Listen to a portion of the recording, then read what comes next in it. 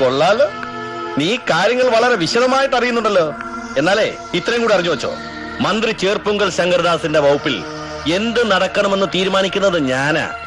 അതിനൊരു മറ്റവന്റെയും കയ്യൊപ്പും സമ്മതപത്രവും ഒന്നും എനിക്ക് വേണ്ട. ആ കാര്യത്തിൽ വേണമടോ, എന്റെയും എന്റെ മറ്റവന്റെയും ഇവന്റെയും മറ്റവടെയും കയ്യൊപ്പും പരിപൂർണ സമ്മതവും വേണം.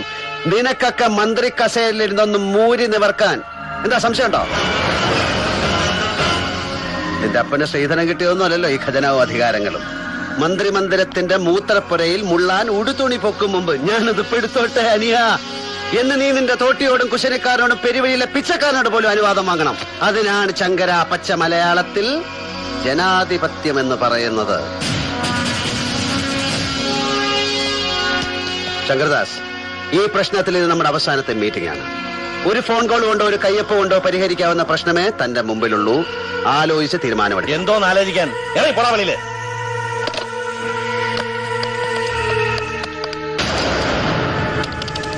അണ്ണാ, ഞാൻ ഒന്ന് പെടുത്തോട്ടെ. എടോ